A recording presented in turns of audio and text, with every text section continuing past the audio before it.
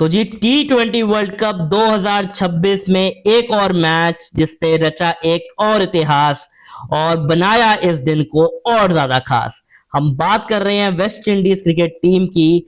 Windies team उस समय पे फॉर्म में आई है जब सबसे ज्यादा जरूरत थी इनको फॉर्म में आने की। और बात करें कैसे हुआ क्या हुआ इस दिन, सबसे ज्यादा छक्के लगे T20 वर्ल्ड कप के इतिहास में। इससे पहले कभी भी 31 छक्के नहीं लगे थे और आखिरकार विंडीज की टीम ने ये बताया, क्योंकि 254 रन जब आप बनाते हैं तो इसका मतलब साफ होता है T20 क्रिकेट में कि आपने किसी भी गेंदबाज को बख्शा नहीं है। मैच की बात करें, वेन्यू की बात करें तो ये मैच था जिम्बाब्वे बनाम वेस्ट इंडीज। सुपर 8 में इन दोनों टीम्स का ये पहला मैच था और खेला जा रहा था वानखेड़े के उस खूबसूरत मैदान पे मुंबई के अंदर, जहां पहला मैच भी हुआ था भारत बनाम यूएसए, जहां लगा था कि कहीं ना कहीं बल्लेबाजों को स्ट्रगल यहाँ पे करना पड़ सकता है। स्ट्रगल किया जरूर आज, लेकिन सिर्फ और सिर्फ गेंदबाजों ने, खासकर जिम्बाब्वे के गेंदबाजों ने, क्योंकि Shimron Hetmyer a lot to admire. 2022 में इन्होंने फ्लाइट मिस करी थी, लेकिन उसके बाद इन्होंने ये मेक श्योर किया कि कम बैक करें टीम में। 2024 में भी टीम के साथ थे और काफी अच्छी क्रिकेट वहां भी खेली थी घर पे जब T20 वर्ल्ड कप में। अनफॉर्चुनेटली सुपर 8 से बाहर हुई थी वेस्ट इंडीज, लेकिन ये मेक श्योर किया इस मैच में, खासकर बनाम जिम्बाब्वे मुंबई के अंदर, जिन कंडीशन में वेस्ट इंडीज खेलना बखूबी जानती है। और डैरेन सैमी, जिन्होंने बतौर कप्तान 2012 और 2016 में T20 वर्ल्ड कप जीता था श्रीलंकन और भारतीय कंडीशंस के अंदर, और अब बखूबी इंजॉय कर रहे हैं भारतीय कंडीशंस को। वहीं जिम्बाब्वे की बात करें तो ये श्रीलंका में इससे पहले खेल रही थी, तो कहीं ना कहीं वो कंडीशंस में बदलाव जरूर आया है, लेकिन ये बहुत जरूरी था उनके लिए इस मैच को जीतना अगर भारत की उम्मीदें बरकरार रखनी थी आपको। लेकिन बिल्कुल उलटफेर देखने को मिला। वेस्ट इंडीज ने वन साइडेड हराया 107 रनों के मार्जिन से। और जब हम बात करते हैं हेटमायर की, तो क्या बल्लेबाजी करी है बॉस। काफी लंबे समय के बाद ऐसी पारी देखने को मिली है, खासकर पहली इनिंग्स में। टारगेट जब भी आप देते हैं T20 क्रिकेट में तो आपको जो है रन्स भी बीच में निकालने होते हैं और बड़े शॉट्स भी खेलने होते हैं, जो बखूबी करके दिखाया।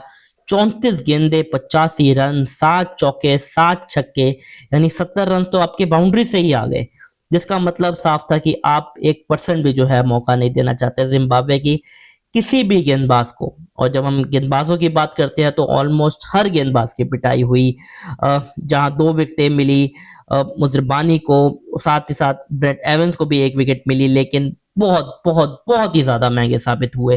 किसी भी वेस्ट इंडीज के बल्लेबाज के सामने वो चैलेंज आया ही नहीं कभी। ओपनिंग बल्लेबाजों के सामने जरूर हल्का फुल्का जो है स्ट्रगल था कि वो रुक के खेल रहे थे। ब्रेंडन किंग जो 9 पे आउट हुए, शाय होप कप्तान जो खुद 14 पे आउट हुए, लेकिन उसके बाद पावल के बल्ले से 59 रन, और फिर लोअर मिडिल ऑर्डर में आके रदरफोर्ड के बल्ले से 31 रन 13 गेंदों पे, साथ के साथ 10 गेंदों पे शेफर्ड ने 21 रन बनाए। होल्डर ने तो 4 गेंदों पे 13 रन बना लिए थे। हर एक बल्लेबाज अपनी शॉट्स के अंदर एक स्टेटमेंट दे रहा था कि इस टीम के साथ पिछले 5-6 साल में बिल्कुल फाइनेंशियल क्राइसिस आए थे, बोर्ड इनके अगेंस्ट था, स्पॉन्सर इनके थे ही नहीं, यानी कि इस T20 वर्ल्ड कप में भी बिना स्पॉन्सर के खेली है ये टीम।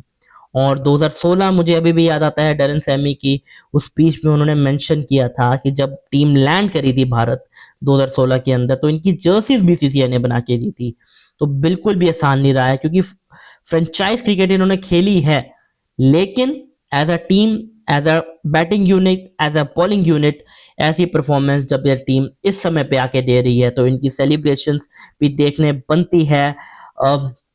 कमाल की सेलिब्रेशन रही ड्रेसिंग रूम में, जो कि करनी बनती भी थी, क्योंकि काफी लंबे समय के बाद आप इतनी अच्छी, इतनी बेहतर क्रिकेट खेल रहे हैं। और बात करें बल्लेबाजी के अंदर तो शेफर्ड के बल्ले से जो अंत में आके 21 रन बने थे, खासकर रदरफोर्ड के बल्ले से जो 31 रन बने थे, अब इन्होंने क्या फायदा पहुंचाया। जो 200 सवा 200 का टारगेट था जिम्बाब्वे को देने वाला, उस टारगेट को ये 250 तक लेके गए। इसका मतलब साफ था कि आप अच्छी शुरुआत के बाद स्लो डाउन नहीं कर सकते, जो दिल्ली में भारत बनाम नामीबिया के बीच देखने को मिला था। स्टेडियम के बाहर खड़े होकर मैंने ये बात कही भी थी अपनी वीडियो में, अगर आपने वो वीडियो नहीं देखी है तो आप जाके पीछे देख सकते हैं। स्टेडियम ब्लॉक के अंदर मैंने अंत में ये बोला था कि जब आपको अच्छी शुरुआत मिल जाती है, 6 ओवर में आप 100 रन तकरीबन बना लेते हैं 7 ओवर में, तो फिर मिडल ओवर्स में आके आपको स्लो डाउन नहीं करना है और डेप्थ ओवर्स में आके जो है डेप्थ ओवर्स में आके आपको बल्लेबाजी की डेप्थ को यूज करना है और अच्छी बल्लेबाजी करनी है, जो अनफॉर्चुनेटली भारत नहीं कर पाई थी। लेकिन इस मैच की हम बात करें तो जिम्बाब्वे के विरुद्ध बखूबी जो है हर एक बल्लेबाज का प्लान काम आया और जब आई वेस्ट इंडीज की टीम गेंदबाजी करने के लिए तो मोती के साथ में जो है अकील हुसैन, दोनों ने मिला जुलो के 7 विकेटें ले ली। जहां अकील हुसैन ने 3 विकेट्स ली तो वहीं गुरकतेश मोती, इनकी मैं कितनी तारीफ करूं उतनी कम। 4 विकेट्स लेना कोई छोटी बात नहीं है टी20 क्रिकेट में, और खासकर आजकल के दिनों में। इस दिन जब 31 छक्के लगे हुए इस टोटल मैच में दोनों तरफ, तो आप जब 4 विकेट्स लेते हैं तो खासे जो है आपकी तारीफ यहाँ पे बनती है। और बने भी क्यों ना, क्योंकि जब एक ऑफ स्पिनर विकेट्स ले रहा है, खासकर मुंबई के विकेट पे विकेट्स ले रहा है, तो इसके ऊपर बात करनी बनती है।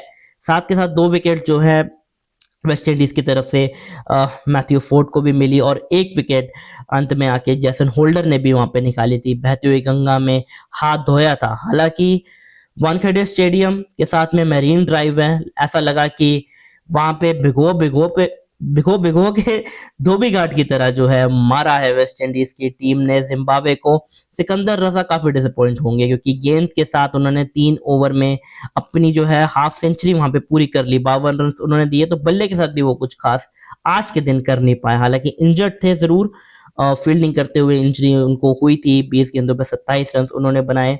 इनके अलावा 28 रनों की पारी मायर्स ने खेली। अंत में आके ब्रैड एवंस के बल्ले से जरूर 43 रन आए, लेकिन Zimbabwe as a batting unit या बॉलिंग यूनिट तो चल रही थी, लेकिन आज एज अ टीम वो नहीं दिखी, जिसके चलते सुपर 8 के इस पहले मैच में अब उनकी रन रेट -5 के आसपास चली गई है। इसका मतलब साफ है कि अब इनका टी20 वर्ल्ड कप यहीं पे शायद खत्म हो चुका है, ऑफिशियली नहीं पर अनऑफिशियली ही सही। इनका इसके बाद मुकाबला होगा चेन्नई के उस विकेट पे भारत के विरुद्ध, जिसके ऊपर सबकी नजरें रहेंगी, और उसी दिन जो है वेस्ट इंडीज और साउथ अफ्रीका अहमदाबाद में भिड़ेगी एक दूसरे से। दोपहर का मैच होगा वो, और चेन्नई में फिर रात का मैच खेला जाएगा। लेकिन आने वाला जो मैच है पाकिस्तान बनाम इंग्लैंड, ये बहुत इंपॉर्टेंट मैच रहने वाला है, और ये मैच होगा कैंडी के अंदर, वही मैदान जहां पे इंग्लैंड ने हराया था श्रीलंका को। हालांकि वो दोपहर का मैच था, ये वाला मैच जो है वो रात को खेला जाएगा। कंडीशंस बल्लेबाजी के लिए और बेहतर होंगी, तो देखना पड़ेगा कि कैसे जो है यूटिलाइज करती है पाकिस्तान इन कंडीशंस का, और इंग्लैंड के अपनी फॉर्म को बरकरार रखेगा और ऑलमोस्ट सुपर 8 के लिए क्वालिफाई कर लेगा, ये देखना होगा।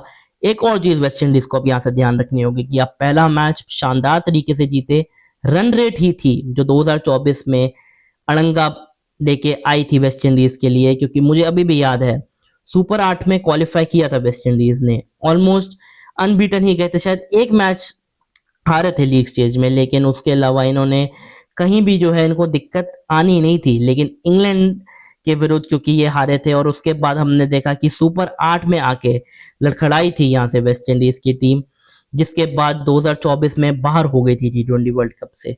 तो वो गलती इनको बिल्कुल भी नहीं करनी है, रन रेट को ऊपर रखना है और ये मेक श्योर करना है कि भारत के विरुद्ध जीते, आसानी से जो है टी20 वर्ल्ड कप के सेमीफाइनल्स में क्वालिफाई करें। और मुंबई को तो ये वैसे ही पसंद करते हैं, इनके बल्लेबाज यहाँ पे बड़ी शॉट्स खेलते ही हैं, जो उन्होंने 2016 में करके दिखाया था बनाम भारत। हालांकि इनका मैच कोलकाता में भी है, देखना होगा कि कैसे परफॉर्म करती है।